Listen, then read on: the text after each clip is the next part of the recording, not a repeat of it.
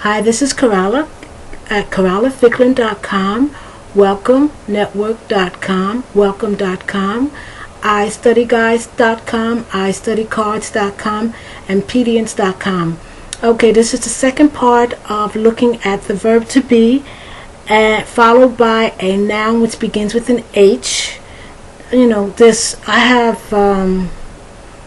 verb to be with nouns that follow by A, by B, C, D, E, whatever.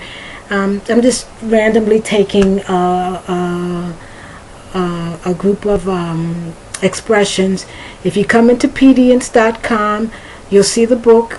It's called Using English, Understanding and Speaking. Let me see.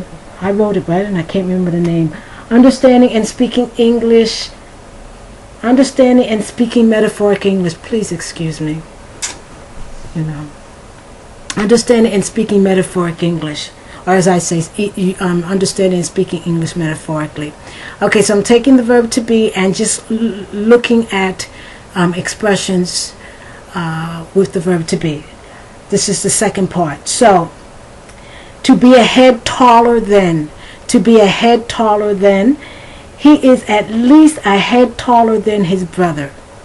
To be a head taller than his brother. I think that's almost even, well, not literal, because you're not a head taller. But to be a head taller than is to be significantly taller than someone else. Okay? Usually a son is a head taller than his mother. Okay? To be a heartbeat away. To be a heartbeat away.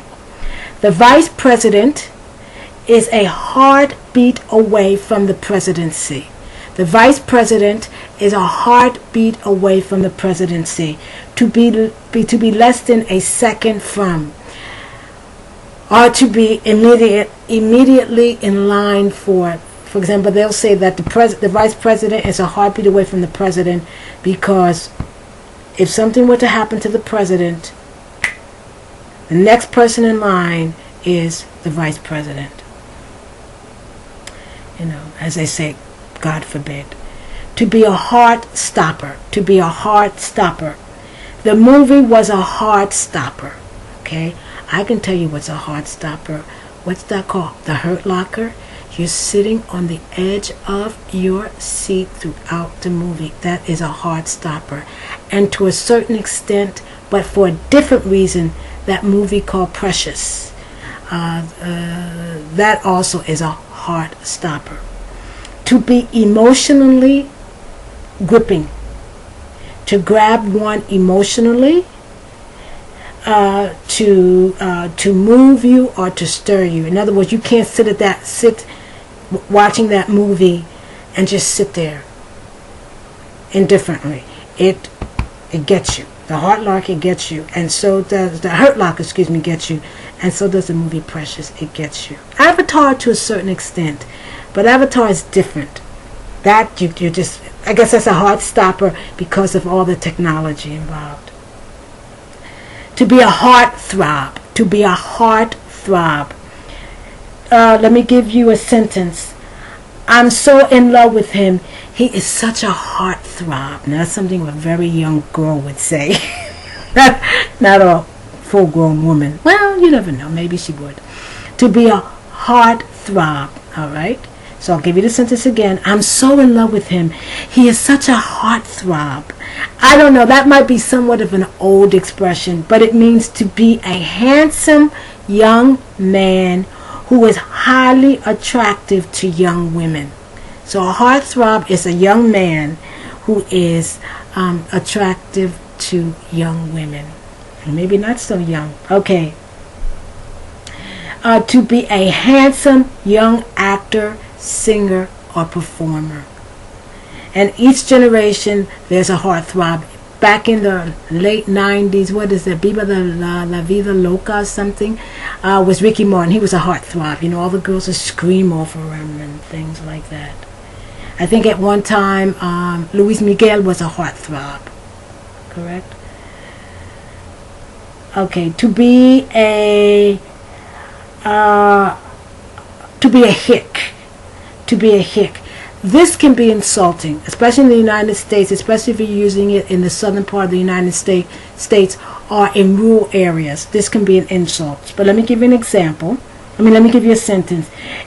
It's obvious that he's never been to the city. He is a hick. Okay? When you say someone is a hick, unless the person is saying about him or herself, it's insulting. It's to be unpolished, to be uncouth, and the way it's used, it's to be considered or to be seen as backwards. So if you say he's a hick, it's someone usually from the city looking at someone from the rural area and saying that he's unpolished, unmannered, uncouth, backwards. So most definitely it's an insult. To be a hired gun. To be a hired gun. And hired, it's spelled H-I-R-E-D. To be a hired gun. Let me give you, it has several different meanings. So let me give you the first sentence and then you see if you can figure out the meaning. He is a hired gun for organized crime. Organized crime is crime that is not just one person, but it's an organization. So to be a hired gun, he is a hired gun for organized crime. To be a professional killer. Okay, another sentence. He is nothing but a hired gun. Slightly difference in meaning, not that much, but slightly. He is nothing but a hired gun. To be a mercenary or a bodyguard. Okay? And when you're a mercenary, the reason you go to war, the reason you're fighting is for one reason and one reason only. You're going to war, you're fighting for money, not because you believe in the cause. Okay? Now, to be a hired gun, now I'm going to change it, meaning less, that's not so literal, but now I'm going from the not so literal to most definitely metaphoric or figuratively. He is a hired gun employed by celebrities who need to change their image. He is a hired gun employed by celebrities who need to change their image. And to be a public relation person or lawyer hired to resolve a difficult problem. So let's say a particular celebrity, for whatever reason, now has a very negative image. You hire someone and they call it a hired gun, and it's his job to slowly change the way that the public sees you from something negative to something positive. Okay, I have a little bit more time. To be a hit. H-I-T. To be a hit. I never expected that the book was going to be a hit. To be a hit. Un éxito. Huh? To be a great success or winner, or in the case of a book, a bestseller. If something's a hit, it's a success. Okay? To be a hoax. H-O-A-X. H-O-A-X. To be a hoax. He never had the money to invest. It was all a hoax. Okay? He never had the money to invest. It was all a hoax.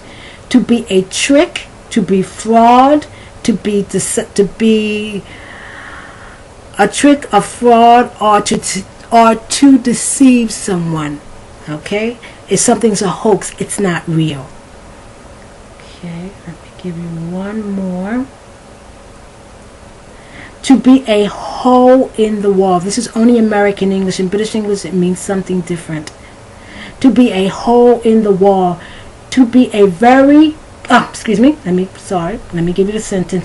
The restaurant is a hole in the wall, but the food is delicious. The restaurant is a hole in the wall, but the food is delicious. I'm running out of time, so let me just give you what it means. To be a very casual, inexpensive, cheap, or low-priced restaurant.